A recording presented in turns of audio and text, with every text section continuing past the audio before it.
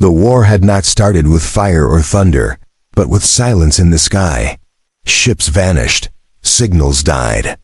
Then came the first screams. By the time the enemy revealed themselves, it was already too late for many worlds. Shura stood on the balcony of her mother's fortress, watching the yellow clouds gather over their burning city. Her people, once rulers of 7 moons, now fled like ants in stormwater. She did not cry. She had been trained for war, not sorrow. She was royalty, but not loved. Her power came from bloodlines, not kindness. Her sisters whispered of betrayal. Her council feared her. Her body bore markings of power, sharp red lines that pulsed when danger came. Now they glowed brighter than ever. The poison planet was not a place for nobles. It was a place for criminals, monsters, and lost creatures. But when the council blamed Shura for the war, they gave her one last command to leave, a trial without a voice, a sentence without defense. She was dragged through the halls like a prisoner. The shuttle they gave her was old and barely working. The guards did not speak. They threw her inside and closed the hatch. Through a cracked window, she saw her world for the last time. Flames rising, sky falling, then only stars. Her landing was violent. The ship crashed into thick fog. Alarms screamed. Her arm bled. She climbed out into the poison winds with burning lungs. She didn't scream. She walked. The planet was sick. The air was green and heavy. Trees had no leaves. Animals were twisted, their bodies changed by the poison. But Shura kept moving. She didn't care if the air burned. She had nowhere else to go. Days passed. Her skin cracked. Her body weakened. Food was scarce. Water was worse. The air took something from her each day, her strength, her voice, her fire. Still, she walked through broken valleys and glowing swamps. Then she saw it. A small house, half buried in rock, smoke rising from a crooked pipe. It looked like a dream drawn by a child. She didn't believe it at first. Then she collapsed in front of it, unconscious before she could knock. When she opened her eyes, she was inside, warm, alive, covered in furs. Her wounds were wrapped in cloth made from dried leaves. A fire burned in a round pit. The smell of herbs filled the air. A man sat nearby, human. His face was rough, aged by years and war. His left eye was missing. His hands were steady as he stirred a pot. He looked at her once, then spoke slowly. "You're awake. You're lucky. The air here doesn't forgive mistakes." She tried to rise, but pain pinned her down. He gave her water, bitter, but clean. She drank and coughed. He said nothing more. She watched him for a long time, unsure if this was kindness or another kind of trap. On the 3rd day, she could sit. Her voice was dry and broken. She asked, "Why did you help me?" He looked at her then, like someone staring at a puzzle. "Because I once lost someone who didn't get help in time. That's all." He never gave his name. She called him Hermit. He accepted it. He lived alone, spoke little, and moved with care. His home was a mix of old tech and natural tools. She noticed strange herbs he used that glowed faint green. He called them breathweed. "These grow only here," he said. "They clean the lungs, stop the poison. You need them to survive." She asked if she could take some and leave. His answer was sharp. "No, that's not how this works." She asked again. He said no again. She grew angry. He remained calm. "You were dying when I found you," he said. "You want to live? Then stay. But nothing is free here. Not even the cure." She wanted to leave. Her pride screamed. But her body was still weak. She couldn't make it far without his herbs. She knew it. He knew it. So she stayed in the corner of his hut, her silence louder than words. Over the next days, he taught her how to prepare the herbs, how to boil water from roots, how to make traps for the strange rabbits that glowed blue at night. She didn't thank him, but she learned fast. She had no choice. She asked again about leaving. He gave the same answer. If you want the antidote, then earn it. Help me. This planet's not just poison. It's alive and it watches us. She didn't understand. But each night, she heard things outside the hut. Whispers in the wind. Movement in the ground. Green lights drifting between trees. Her warrior heart felt fear again. He told her stories. Of other exiles. Of creatures born from gas and bone. Of ancient machines buried deep that still hummed with lost power.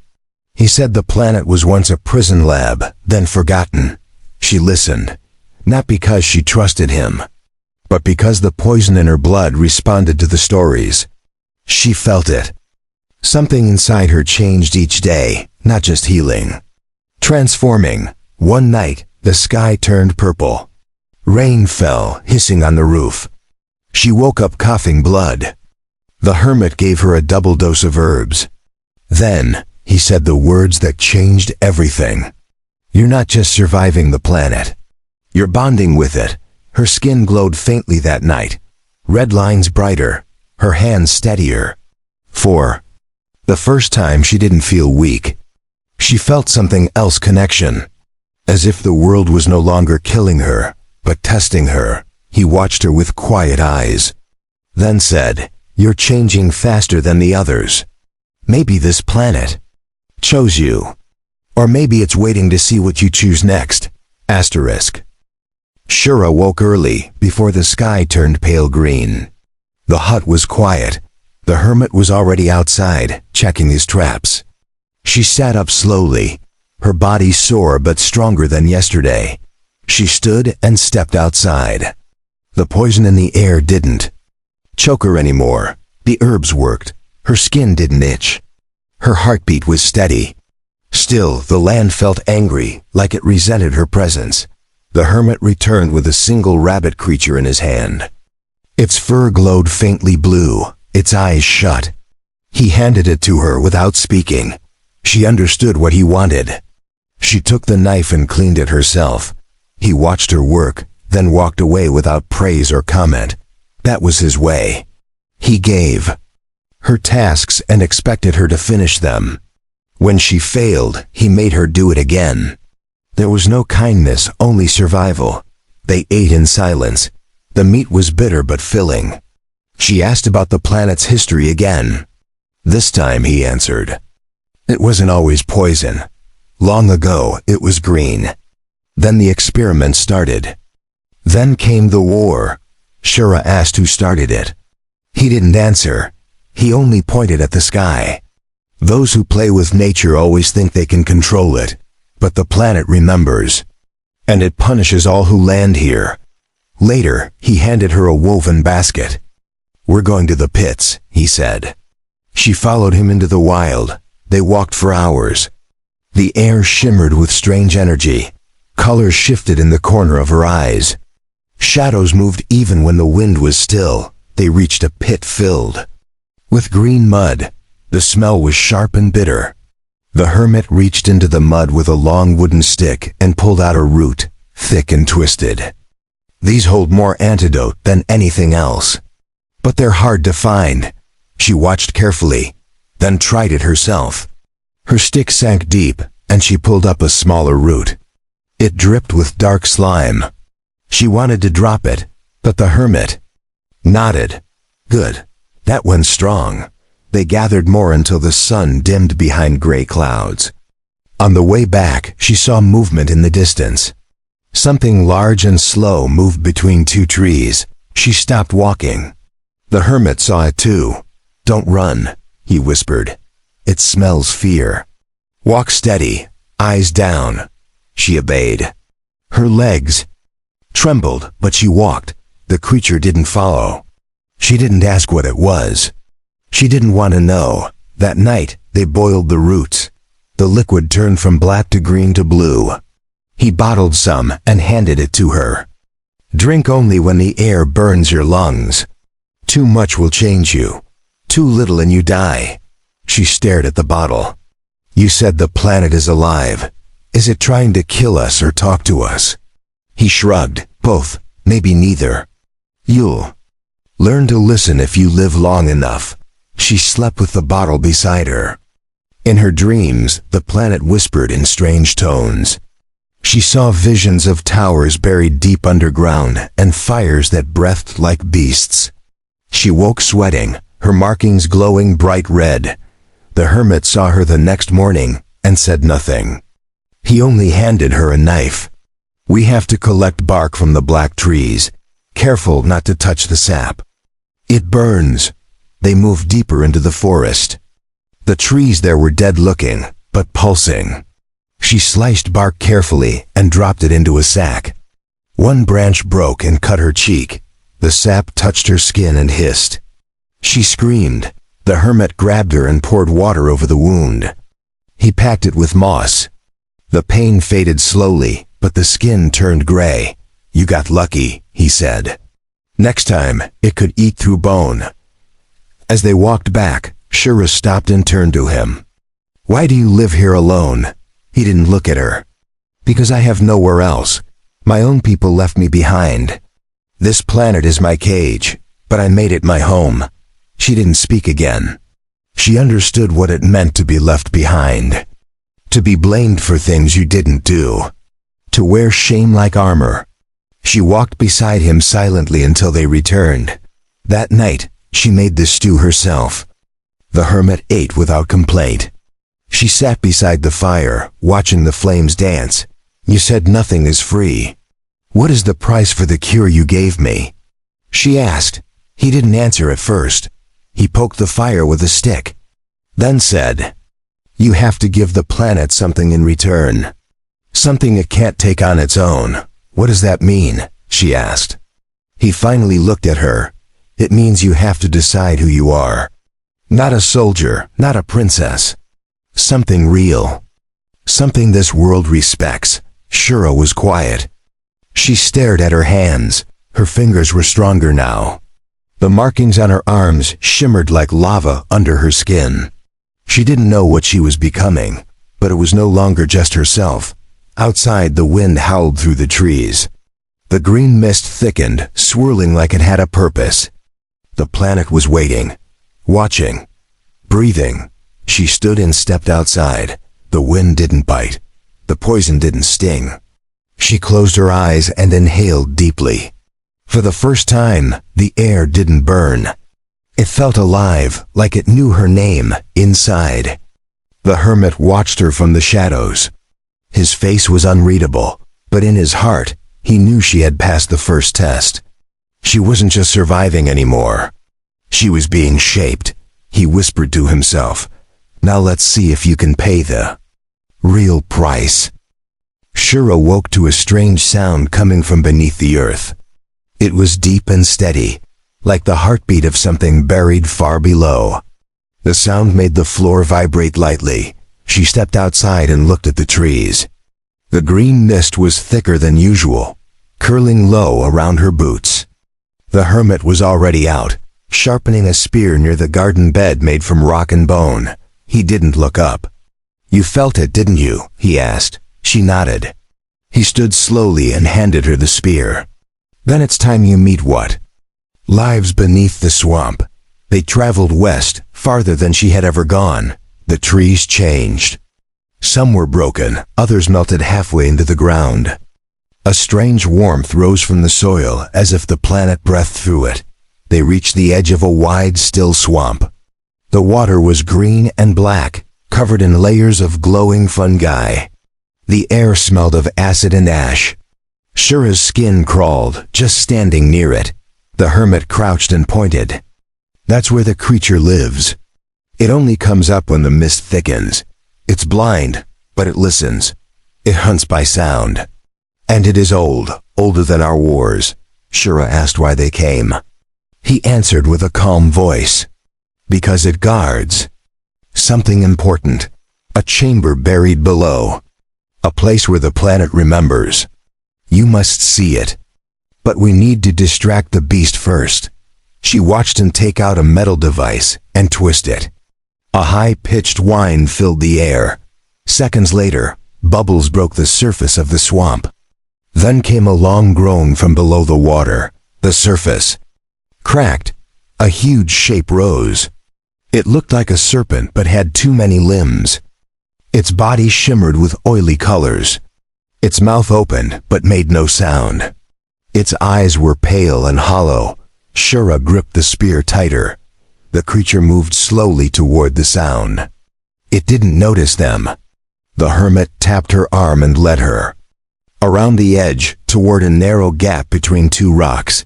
They slid down into a muddy path hidden beneath thick vines. It led to a dark entrance covered in roots. The hermit lit a green flame in his hand using crushed herbs and a stone cup. The tunnel opened like a throat swallowing them whole. Inside, the walls were smooth and metallic, different from the wild outside. Shura touched one and felt warmth. Lines ran through it, pulsing faintly like veins. She looked at the hermit with wide eyes. "This is what's left of the lab," he said. "Before the war, before exile, this is where they built the first poison. Not to kill, to control." They walked deeper. The floor sloped down. Water dripped from the ceiling. Strange. Machines sat in corners, their screens long dead. Sun still blinked with dim light. Symbols she couldn't read lit the walls in red. They entered a round chamber filled with broken glass and cracked cylinders. Inside each cylinder were bones small, twisted, fused together. Some looked human. Others didn't. Shura stepped back. "What were they doing here?" she asked. The hermit didn't answer right away. He stared at the bones with tired eyes. They were making hybrids, mixing DNA from across the galaxy. Soldiers, slaves, weapons.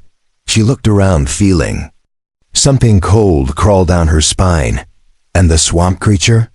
she asked. "One of their experiments," he said. "But it survived, it grew. And now it watches over this grave." Shura touched the edge of a cracked console. Her markings glowed brighter as she did. The machine came to life. A voice spoke from inside, soft and broken. It said her name. She pulled her hand back. "It knows me," she whispered. The hermit's eyes narrowed. "It remembers your blood. Maybe your ancestors helped build this place. Or maybe you're not just exile, you're legacy." The walls flashed with light. Images appeared, ships falling, planets burning, test subjects screaming. A flash showed a woman who looked like Shura, wearing white armor, standing above hundreds of lab workers. Shura stepped back. "That's not me," she said. "That's someone else." But her voice shook, her body trembled. Something inside her responded. Not memory but connection. The images vanished. The room went dark again. The hermit lit another flame. "Now you understand why the planet won't let you die. It remembers what your blood did. And it wants something back." They left the chamber in silence. When they emerged near the swamp, the creature was gone. Only deep tracks in the mud showed where it had waited. The mist began to fade. Back at the hut, Shura sat by the fire and didn't speak for a long time. Her hands were dirty. Her mind felt heavy. The hermit placed a bowl of soup beside her. "You still have the antidote?" he asked. She nodded. He stared into the fire. "Then you must decide when to stop taking it. The more you bond with this planet, the less human or whatever you were you will be. This place changes people. And you're changing faster than most." She looked down at her arms. The red markings shifted slightly, like they were alive. Her hands felt warmer. Her breath was calm even when the air around them burned. She asked softly, "Why does the planet care about me?" The hermit answered without looking at her. "Because you're not here to survive it. You're here to awaken it." That night, she stood outside the hut alone. The stars above her blinked through the green clouds. The ground beneath her feet pulsed gently. She closed her eyes and placed her hand on the soil. She didn't feel fear. She felt purpose. She didn't know what would come next. But the swamp, the bones, and the chamber below had shown her something important. She was no longer just a castaway. She was becoming part of the poisoned planet itself. The morning came with a sky colored like rust and ash. Shura stood barefoot on the rocky ground, her feet no longer afraid of the soil. The wind no longer burned her lungs. She walked to the edge of the ridge where she could see the swamp below. The creature had not returned, but the trails it left still scarred the land. The planet did not forget its monsters. Behind her, the hermit poured powder into boiling water. He did not speak. He had seen this stage before, when someone began to bond too deeply with the world and something inside them shifted. Shura asked, "What happens if I stop taking the antidote?" The hermit answered without turning. "Then the planet finishes its work. It either remakes you or breaks you." She looked down at her arms. The red markings were no longer just lines. They pulsed like veins, glowing softly. She didn't know if it was poison or power, but she didn't fear it anymore. The hermit placed a bowl beside her. "Eat," he said. "Today we search the sky grave. You need your strength." They traveled northeast, past trees with burning roots and rocks that hummed when touched. Shura could feel the energy in everything. The plants, the stones, even the wind spoke in ways she was just beginning to understand. At midday, they arrived at a massive crater surrounded by twisted metal and scorched earth. Inside the crater were the remains of ships, half buried and rusted, their frames split open like broken eggs. Shura moved carefully between the wrecks. Some were alien, others were human. Names still burned on their sides. Symbols she didn't recognize flashed when she passed too close. "This is where they fell," the hermit said. "All the ships that tried to leave or send help. None of them made it. The planet pulls them down. It doesn't allow escape unless it chooses to." Shura touched the side of a cracked hull. Her markings lit up brighter. A burst of static echoed from inside.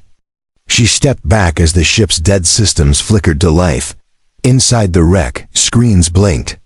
Images flashed humans in panic, an explosion in the engine, a scream cut off mid-breath. Then silence.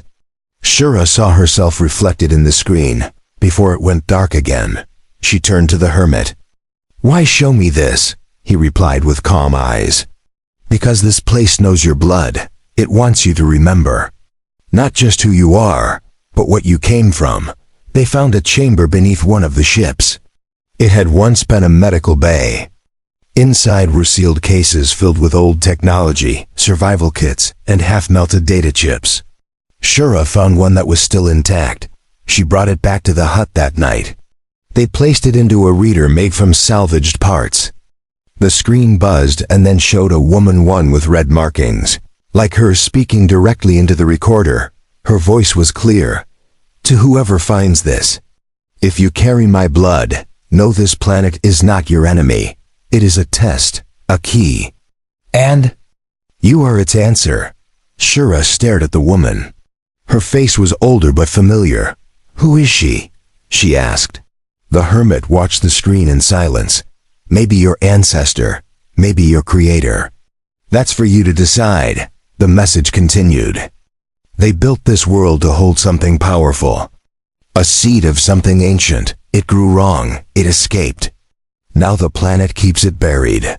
But one day, someone must choose whether to destroy it or awaken it." The message ended. The screen went black. Shura sat still. Her breath was slow. Her heart calm. The fire beside her crackled softly. She felt something within her calling toward the deeper parts of the land. The hermit finally spoke. "Now you understand. You were not exiled here to die. You were sent to choose. To become the one the planet either trusts or ends." Shura stood up. Her body no longer felt weak. Her thoughts were clear. The poison that once hurt her now flowed. In harmony with her blood, she had become something new. Something dangerous. She walked outside into the night. The sky was thick with glowing dust. The stars were hidden. But she no longer needed them. The ground itself guided her steps. Her fingers to touch the dirt like greeting an old friend. The wind whispered around her. Leaves moved even where there were no trees. She closed her eyes and felt it all. The weight of history, the pressure of choice, the voice of the planet. When she returned, the Hermit was waiting.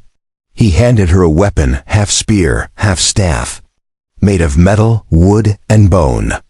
It hummed faintly in her hand. It felt like it belonged to her. "Tomorrow," he said, "you go alone. The planet calls you to its heart. I cannot go there. No one can walk that path except the chosen." She didn't question it. She simply nodded. Her time with the Hermit had taught her silence could hold more meaning than words. She turned toward the fire and sat beside it for the last time. That night, dreams came again, but this time, they were not of fear. They showed her walking through fire without burning, speaking to stone and making it rise. Her voice cracked mountains. Her eyes lit the sky. When she woke, the fire was out. The Hermit was gone from the room. But on the table was a small bundle, her antidote, packed in leaves, and a carved stone with her name scratched in runes. She picked it up. It felt warm. In her palm, she stepped out into the pale morning light. The mist was low, quiet like breath after a long cry. She did not look back. Her path had begun. Shura moved through the forest like a shadow. Her feet knew where to step. The trees no longer pulled back in fear. The poison no longer pushed her away. She had become part of the world. The weapon the Hermit gave her pulsed in her hand. The mix of metal and bone held warmth like a living thing. It guided her forward, pulling slightly when she turned the wrong way. The wind carried voices only she could hear. Not words, but emotions. Anger, hope, regret. The planet had memory, and it poured into her step by step. The path became rougher. The soil cracked open in places, leaking green mist from deep below. Strange flowers bloomed between rocks, glowing with silent warnings. She avoided touching them. Ahead stood a wall of jagged stone, black and humming softly. A gap at the center pulsed with red light. The entrance looked like it had been carved by claw or lightning. She stepped through without fear. Inside was a tunnel, sloping downward. The walls were lined with roots, wires, and bones. They twisted together like veins. Every few steps, the tunnel lit with a dim blue pulse. As if alive, she walked for what felt like hours. No sign of the sun, no sign of time. Her body stayed strong. Her breath stayed calm. At the end of the tunnel, the floor opened into a vast chamber. The space was circular, filled with green mist and floating stones. In the center rose a massive spire of crystal, cracked but still pulsing with power. Around it floated shards of metal and symbols etched into the air. Shura stepped forward. The chamber responded. Her markings glowed brighter than ever. The floating stones shifted around her like moons around a planet. She closed her eyes and felt everything. This was the heart, the true core of the planet. Not just the land, but its soul, the place where all memory, pain, and power had gathered. It had waited for someone. It had waited for her. A voice rose inside her mind. Not male or female, not human or alien, just presence. It said, "Blood returned. Memory walks again. Will you see what we are?" Her vision blurred. Then she saw. Not with eyes, but with thought. She stood in the sky above the planet, watching its birth, fires, oceans, growth. Then the arrival of the builders. They came from many stars. They brought machines and hope. They carved the ground, planted seeds of control. Then came the experiments, blending species, forging hybrids, making living weapons. She saw them create the first one, a being with the power to reshape matter. It grew beyond control. It broke its cage. It vanished into the deep. The builders tried to destroy it. The planet refused. They fought. The surface burned. Cities fell. The poison spread. The planet changed its nature to protect itself. It became deadly, it became forgotten. But it remembered the bloodlines of those who helped it. Shura saw a woman tall, fierce, wearing armor like flame. Her markings glowed red. She spoke to the planet and swore to return one day. She looked just like Shura. The vision faded. Shura stood still, her heart pounding. The crystal pulsed once more. The voice asked, "Will you finish what they started, or will you free what they buried?" She didn't answer at first. She stepped closer to the crystal. She placed her hand on its warm surface. Her markings surged with light. Her body lifted slightly off the ground. Memories poured into her. Not hers, but the planet's. Faces, wars, screams, laughter, children playing in fields now covered in ash. Every moment it had seen, every wound it still carried. She whispered softly, "I am not them. But I am not only myself anymore. I will not repeat their crimes. I will not be their tool. One choose to protect this place, not control it." The chamber trembled. The crystal cracked louder. The floating stones spun faster. Then silence. The voice returned, softer now. "Then rise. You are the guardian. You are the will of the planet." Shura felt power surge through her. Her weapon glowed and split into twin blades, one of bone, one of pure light. Her body was not human, not alien. She had become something between. She stepped out of the chamber, eyes glowing, steps firm. The tunnel behind her closed with roots and rock. The heart had accepted her. She was no longer exiled. She was chosen. Outside, the land had changed. Trees bent toward her as she walked. Creatures watched her without fear. The poison mist parted for her. The planet recognized its protector. As she walked, a shadow appeared on the horizon. A ship, not from this world. Its shape was sharp, its engine silent. It hovered, then lowered to the ground.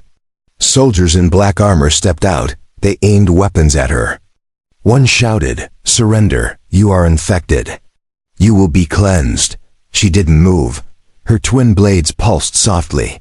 She did not raise them. She spoke clearly, "I am not infected.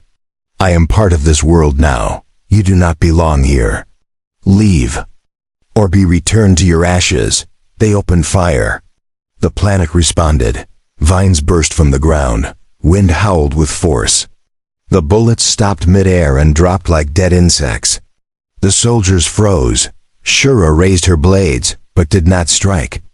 The planet didn't need violence. It only needed will. The ground opened beneath the soldiers and swallowed their weapons. The ship lifted and fled.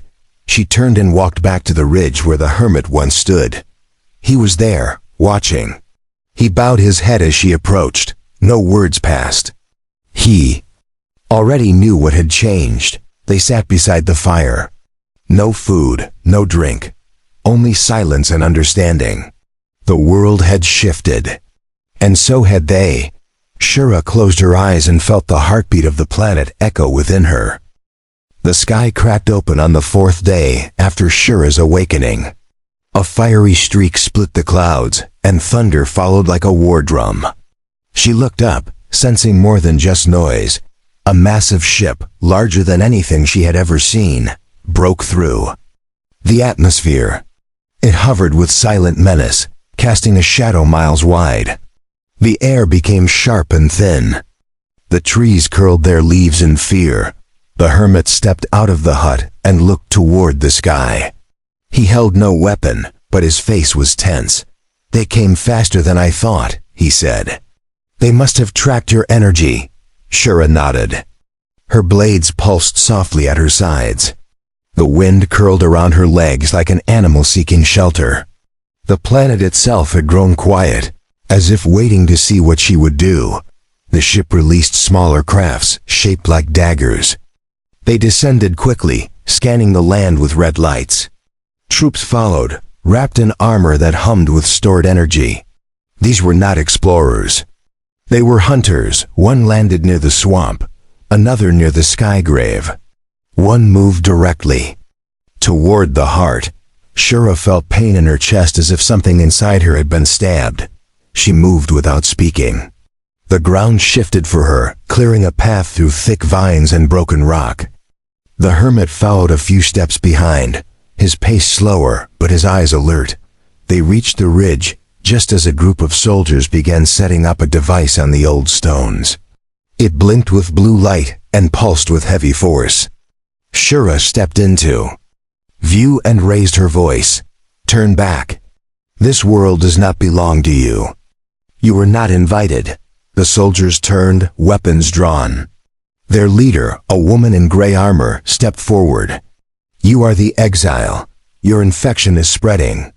We are authorized to neutralize you and extract planetary samples. Shura's hands tightened on her blades. You think this is just soil and mist, but this planet breathes, it chooses. And it has already made its choice. The soldier raised her weapon. Then you leave us no choice. She pulled the trigger. The bolt never reached Shura. The air twisted. The energy dissolved into sparks before it could strike. From the trees, vines snapped out like whips, grabbing weapons and tearing them apart. The roots broke the ground, pushing metal and boots into the air.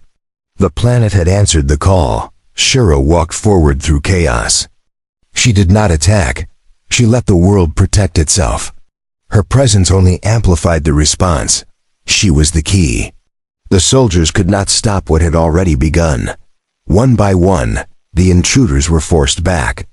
Some ran, some vanished into the soil. The leader tried to retreat, but a tree grew under her feet, lifting her into the sky. Her screams were cut off by the wind. The massive ship above began to glow red beneath its hull. A weapon charged. Shura raised her hand and placed her palm on the ground. She whispered not in words but in feeling. The soil cracked. From beneath the crust, giant tendrils of crystalline root burst upward. They wrapped around the ship, dragging it lower. The engine screamed. The sky turned black with smoke. The ship broke apart in slow, aching groans. The debris rained down far from the heart. No fire touched the sacred land. Only dust and silence remained. Shura fell to her knees, not in pain but in respect. The planet had fought not with rage, but with balance. It had removed the threat without becoming a destroyer. The hermit approached and placed a steady hand on her shoulder. It will come again, maybe not soon. Maybe not in the same shape, but power always draws hunger. She looked at him. Her face was calm. Then we teach them, not with blades, with truth. This planet is not a prize. It is a lesson. That night, the air was clearer than ever before. The stars shone through the thinning clouds. The planet had exhaled. For now, peace had returned. Shura sat by the fire while the hermit prepared their meal. The ground beneath her hummed lightly. The red lines on her skin pulsed with the rhythm of the earth. I thought I was sent here to die, she said. But now I see I was sent here to listen, to become what they feared most. A voice they cannot silence. The hermit nodded. He stirred the pot with calm movements. You are more than you were. But you are not finished. Something still sleeps below the heart. Something not even the planet dares awaken without reason. She looked out across the dark valley. Her eyes narrowed. She could feel it too. A pull from deep within the land. A heartbeat slower than time. Waiting for the final choice. If I go there, she said, I may not return the same. He didn't smile, but there was pride in his gaze. No one who touches the truth ever returns unchanged. The question is not who you'll become, but why. They ate in silence. The fire cracked softly. Insects with glowing wings hovered nearby. Even the strange beasts of the forest stayed quiet tonight, as if honoring a promise. Before sleep, Shura walked to the edge of the cliff. She looked up at the stars. Somewhere far beyond them were people who cast her out. People who feared her. Blood. who made her suffer alone, but she no longer felt anger. She felt direction. She understood now that exile had been a door, not a punishment. A beginning, not an end. She whispered a single word to the sky, not a threat, not a promise. Just truth, soon. Before the sun rose, Shura stood already dressed, her blade strapped across her back. The hermit waited beside the fire, holding a small pouch made from dried leaves and bark. He handed it to her. Inside were 3 pieces of black root and 1 crystal shaped like a tear. If you feel the air pulling from your lungs, chew the root. If your mind breaks, hold the crystal tight. She nodded and took the pouch. Her eyes were calm. Her body no longer ached. She had lived through poison, war, and truth. Now only one path remained. Together, they walked toward the valley of stone teeth, where cliffs rose like broken jaws. In the center was a pit that breathed cold mist. Shura stepped forward. The hermit stayed behind. This is your path now, he said. No one can walk it for you. What lies beneath may not be enemy or friend. It may simply be truth. She climbed down the pit alone. The walls narrowed. The light dimmed. The roots thickened. With every step, the air grew heavier, pressing against her chest like unseen hands. At the bottom, a doorway waited, smooth, ancient, humming softly. She touched it. It opened without sound. Inside was not rock, but metal. A long hallway lit by pale blue veins in the walls. The temperature dropped. Her breath became visible. But her lungs did not struggle. The planet still supported her, but only just. She pressed forward through a silence that felt older than stars. She passed rooms filled with empty pods. Their glass cracked, their insides dusted with age. Broken symbols floated above dead consoles. She couldn't read them, but she felt their weight. Then came a chamber unlike the others. It was round and endless. At its center hovered a sphere of black and gold, spinning slowly. Around it drifted broken machines and bones locked in armor. She stepped into the room. The sphere pulsed once, then slowed. A voice echoed not through the air, but directly in her thoughts. You carry the mark. You wear the blood. You are the echo of what we feared and hoped. She didn't speak. She waited. The sphere floated lower, hovering just above her head. Her markings glowed red, then white. The air thinned. The walls flickered between solid and light. I am what they tried to create and failed to destroy, the voice said. I am memory wrapped in fire. I am the seed they buried. The beginning of the end. But I waited for you. Shura reached toward it. Not to control, not to command, but to understand. Her fingers brushed the sphere. A flash of thought, emotion. And time surged through her. She saw cities in the sky. Creatures made of data. A war so large that stars went dark. The builders creating the sphere to hold the last piece of something ancient. Something that could decide everything, but they feared it. It learned too fast, grew too strong. So they locked it away, deep inside a living planet. They called it a mercy. The sphere called it betrayal. You are not them, the voice said. You are not slave or soldier. You are balance. I offer you a choice. Awaken me fully, and I will reshape this world. Or let me sleep, and the stars may burn without change. Shura stood silent. The power pressed against her. It wanted release. But it also respected her. She understood now that she was not chosen to command. She was chosen to choose. She lowered her hand, her voice steady. Not yet. The galaxy is not ready for what you are. And neither am I. The sphere pulsed once, then slowed again. Then I sleep, but I will remember you. I will wait for the moment you return. And I will obey your voice alone. Shura bowed her head. The chamber dimmed. The path behind her opened once more. She walked back through the tunnels, her steps slower, heavier with meaning. When she reached the surface, the hermit was waiting. He did not ask what she saw. He only looked into her eyes. You made the hard choice. That is the only kind that matters. Together, they returned to the hut. The land was calm. The sky was clean. Even the poison mist had thinned, curling gently like morning fog over fields of green. Shura spent the next days walking through the planet's old wounds. She planted roots where fire had burned. She whispered peace to beasts once born for war. The world listened and healed. Other exiles began to arrive, drawn by the changing air. None knew what had happened. They only felt the land no longer hated them. They built homes. They lit fires. They began again. Shura did not tell them everything. Some truths were meant to rest until needed. But she showed them how to live without fear, how to walk without harm, how to listen. The hermit grew slower, his steps heavier. One day he sat by the fire and did not rise again. Shura buried him beneath the roots of the first tree she planted. The ground welcomed him like family. Years passed. The sky brought storms. Then stars. Ships came again, but no longer with fire. They came with hands open. Some left gifts. Some stayed. But none dared claim the world again. Shura stood at the edge of the cliff, her blades now part of her body, her eyes bright as the twin moons. The wind carried her name across valleys and oceans. She had become more than legend. She had become the balance itself.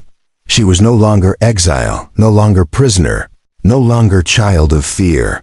She was the guardian of a world that once tried to kill her, and now could not live without her.